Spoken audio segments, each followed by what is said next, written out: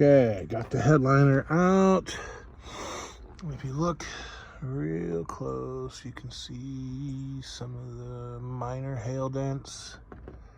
There's one right there. Right there. You can see one in the back there. It's a little less minor. That one I might actually work on. And then there's a big one and back. You can see it right there.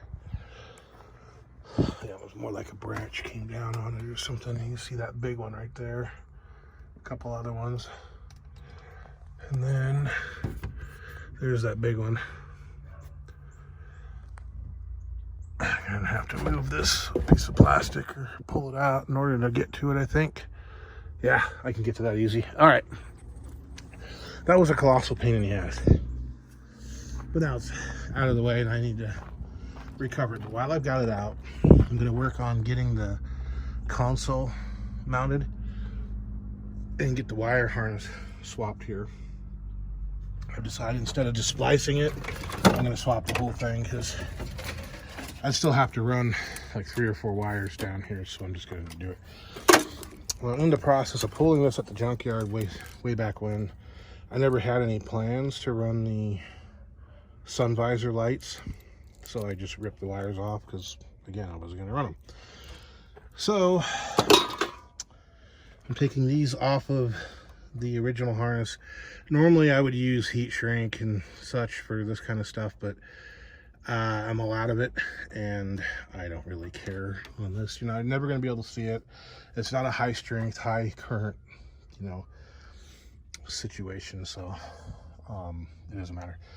And like I say, I mean, I haven't really driven it yet with the seat modification made, but just driving it here into the driveway, sitting in the seat, especially with the headliner out, is so much nicer. So I'm going to get back on doing this. I believe I'm going to go ahead and get the new harness run at least up there and get it kind of mounted where it needs to be, and then I'll start working on this over here. I'm going to try to pull this piece off without breaking it. These things like to snap right off. See, that one's still on it, but just barely. That one's broke. I don't know if I can get it out of there though without pulling the dashboard, so you know, I'm not going to work on it too hard. Anyway, back to work. Back in class again, as you can hear. All kinds of fun happening here. Now, I kind of feel like I'm cheating on you guys. I drove the Jeep down here to work on those things. Little rust spots that were on the floor.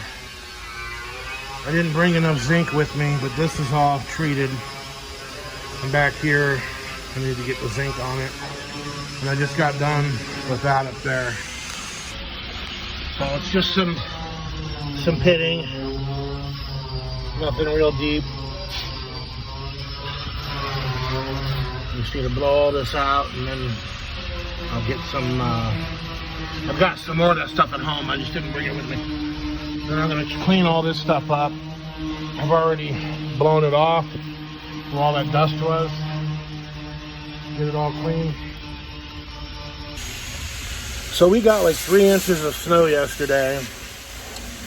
And it was too warm for any of it to stick. But the problem was they laid down a bunch of salt on the roads. And the roads are still wet. So I'm not going to drag the Cricket through all that. Plus, you know, the yard's all muddy. The Dodge has 3 flat tires on it. Don't know how that happened. So I gotta do all that in the mud. It's my own fault for not doing it sooner. But yeah, I'm not gonna drag that Cricket through a bunch of salt with all those bare metal spots on it. So hopefully next week will be dry and the salt will have dissipated enough. I'll bring it down next week. But this needed to get done. So I went ahead and brought it instead, so I didn't waste the day. You know, the shop's got a lot better air, you know, more bigger compressor than what I could do, so it made more sense to do this here.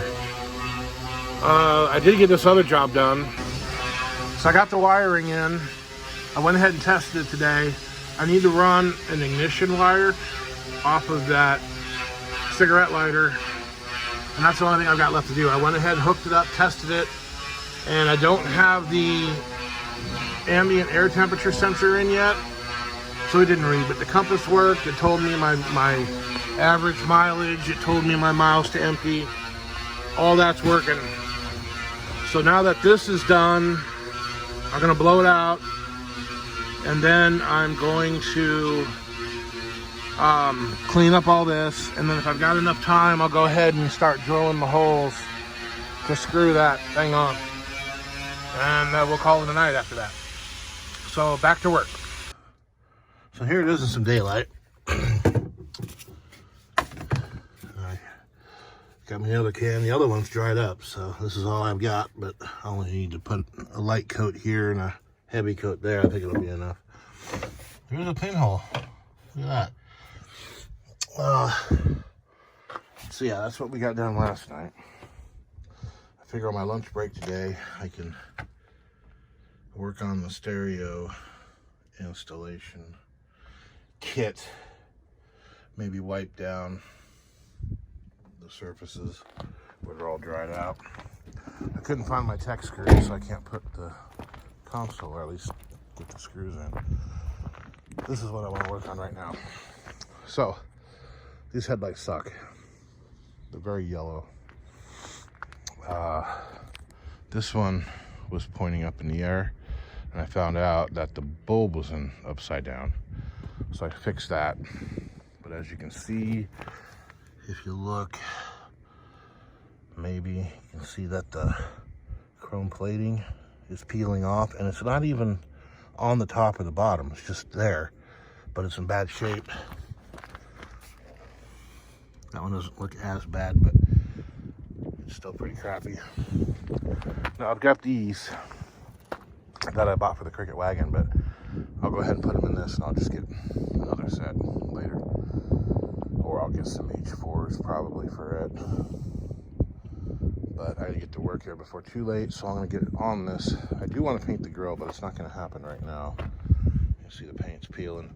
I like to paint this insert kind of a dark charcoal color to offset the silver. But again, that's down the road. All right, now that the grill's off, I can put in the ambient temperature sender. Well, I've either created a problem or I've uncovered one. You can see that's been fixed before. Not real well, but unfortunately I don't have the equipment to fix it any better, so it's just gonna get patched up the same way. There's not much room to work in there. So everything's covered in this Oklahoma red dirt. So get busy. See, this one's got an awful repair as well. Also, this spring was over here. But look at this. It's just taped. And this guy obviously didn't know how to use a butt splice. I'm going to be gentle with it. Here's another issue. So, last night I noticed that this light was a lot brighter than that one. This is the one that had the bad chrome, but also that's a Wagner bright light, which is roughly what this is. This is one step brighter. That's like 2 steps brighter, but so that explains that. Interesting. Fuckery, people. That's what that's called, fuckery. Other people have been in there and messing around. But yeah, I mean, look at that. The chrome doesn't even cover both sides. All right. I'm running out of time, so I'm gonna hurry up and get this done. Okay, got it on. This one pulled the bottoms out of the holes, like just as soon as it touched.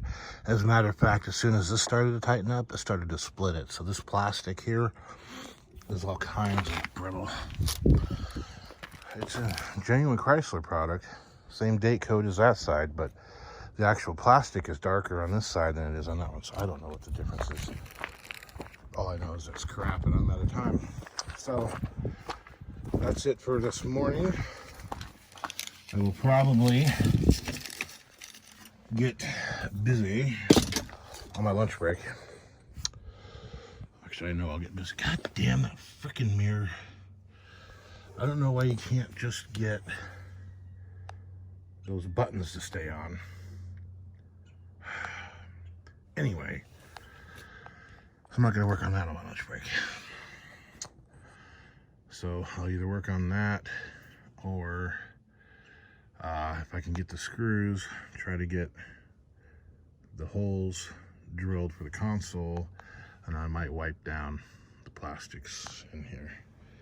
Either way, I gotta get to work. So that's it for right now. Okay, next day, I'll show you what I've gotten done here. Got the floor completely coated. Had just enough left in that can to finish everything up. Got this open. So what I've learned, to convert this din and a half to a double din, you know, the Mitra makes a new face, new panel here, and it comes with instructions and brackets. You have to cut this off. So go down here and then here, down there. Well, this is the AC duct. And after what I experienced dicking with the Courier, I really don't want to do this again. But the instructions are clear, and it comes with the little things that you stick in there when you're done, a little stick-on plastic panel that's supposed to plug that off. So I'm committed. I'm gonna go ahead and go through with it. I've got the harness converted. This time I did use the heat shrink butt spices. So that's ready to go. All but the ground. I still have to hook up the ground, but and I think I might paint that panel because this is very plain. I mean, this is a sport model, but you know, if I paint this charcoal color that I was planning on painting the grill and the rockers and stuff with, and then the same thing goes for up here. So here's the real job. I finally got this mounted. I went ahead and stripped it down, took everything out of it. It's supposed to have, like right there works fine with that single hole, but it's supposed to have a bracket back here that would bolt onto this, and then you got these two little tabs here. It slides in place and then screw it up front. I don't have any of that. And this is out of a Grand Cherokee anyway, so it's not right. So what I do have right now, it's just got 2 Tech screws holding it in, which should be enough anyway once everything's tight. I need to go ahead and clean all this up, get all this glue off, get the foam off. You know, I'm not going to recover it. I'm going to paint it. So I thought, you know, I could paint that and that charcoal color, and I think it would kind of look cool. Just a little something different. And then, my glasses are getting screwed up in the sun here. The other problem is, this screw is easy to get to. You've got a hole. Although that screw, the head's kind of big, so it doesn't really fit. This screw, right now, is very easy to get to. But once it's all put back together, it will not be easy to get to.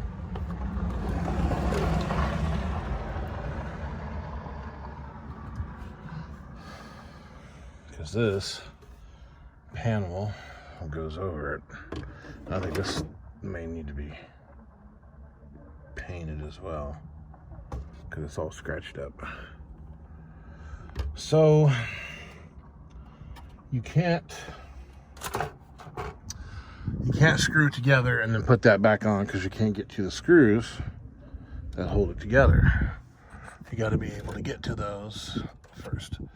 So I think if I drill a hole, the other thing is it's supposed to have a kind of tab holding on here. You have a slit in the headliner, and then this goes up in there first, and then it slides back and locks in place on those two tabs, and then you put the screw up front and it's mounted. But this, as you can see, has been cut off, so that's a no-go as well. This should be fine. Right now it's not tight, but that should be enough to hold it in place, because we're not dealing with it holding anything up. The headliner should be okay. I may need to sand that a little bit. I don't know, probably not. But so that's the idea here, is I think I'm gonna have to drill a hole. I'm wondering if the sensor for the security lock goes there in that little okay, so sanding on the center console frame. This is the overhead console frame. It was completely coated in glue, and between Goo Gone and carb cleaner I got it off, but it I don't know what to describe it as, but it definitely reacted with the plastic. I had a hell of a time getting all that goo off of there, all that glue. So now we're sanding this back, and I'm going to paint it that charcoal color. If I don't like the way it looks, then I'll just go ahead and cover it when I do the headliner. But I think it'll probably come out okay. I think the worst of it was back here. Yeah, so you can kind of see the plastic looks a little melted there, and then the scratches from the wire brush. Yeah, so hopefully that will work, and that's what we're doing tonight before class. Well, here in a minute, I'm not going to be able to tell people that my Jeep has under 100,000 miles on it. I don't know whether that's a sad day or a happy day or what. Especially considering these things go a couple, 300,000-400,000 miles.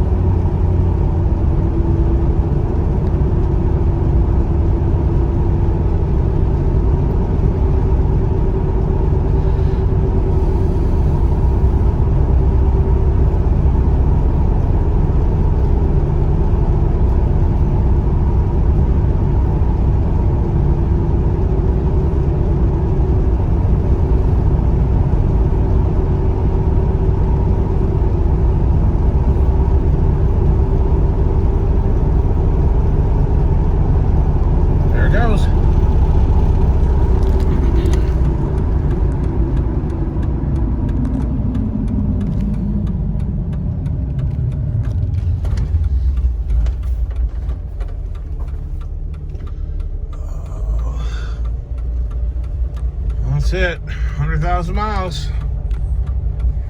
Please excuse the noise. Here at class, working on the Jeep again. So I went ahead and cut this. This is the instructions where you show it cuts this pieces out right here. And then it comes with little covers. I gotta get them out of the box. They're supposed to put over there. So before I do that, I am going to run this belt sander here and here and try to level these out. And then I'll put those pieces in Okay, there it is. It comes with this foil tape. It's not real pretty, but it sticks real well. So, I think that's it for that. Now I just got to put the brackets on the new radio and put it in. Okay, so here you have these. As you can see, it's the factory one. The opening is quite a bit smaller than here. And this one feels like it's coated in some kind of vinyl, kind of like what a new cell phone feels like. I'm sad they did that because I would have painted this to match the overhead console, but whatever. Now you have to transfer your vents over, and I transferred over all these clips, but I didn't look in the bag further to see if it came with new ones. I'll still trust the original ones over the aftermarket ones anyway. So we're gonna go throw this thing in and see what happens. And there it is. Purdy. Fits well. I mean, there's no screws holding it in. Just those clips, so we'll see. So the radio, it lights up, but I don't get any sound out of it, so I think there's only one speaker still in it right now. I think it's blown. So I'll have to buy speakers. Another expense I didn't want to deal with, but at the same time, it's just an excuse to upgrade. So hopefully I can make that work with my backup camera. I hope. Let's see, we got, whoa. Yeah, I don't know. God, I don't know. I hope it works. That was the whole reason I went through all of this. The reason I bought this display and had to get all this other stuff, I went ahead and committed. I almost changed my mind and just went with a regular radio when I saw you had to cut those out. But it looked so simple, and it turned out to be pretty simple. My handy dandy body saw here. Saw through to that. If it doesn't work, it's not the end of the world, but at the same time, I really wanted it to. All right, so I need to get this all kind of picked up, buttoned up. Let me show you what I got going on over here.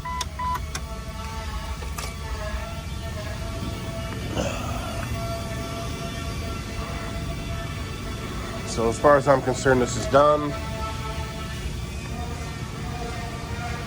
It's got enough clear on it.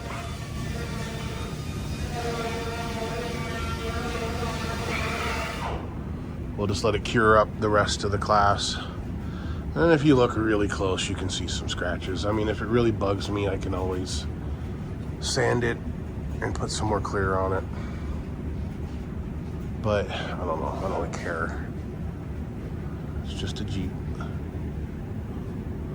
This side's a little rough, but you know, as far as orange peel goes, it looks fine. A little contrast to go with the headliner. Now, I think my Sentry, that would be my key fob clicker, I think it fits in this little box right here. So we're gonna check that out, but I gotta wait for the paint to cure. So I'm gonna go clean up this mess over here, and I'll pop that out and see, just kind of see if it sits there. And there it is. It actually had the little towers and the screw holes lined up. So hopefully there's enough clearance for it between it and the rest of it. We'll see. Okay, back on the Cherokee. So as you know, we got the radio swapped over. It's Jinx. Hi, Jinx.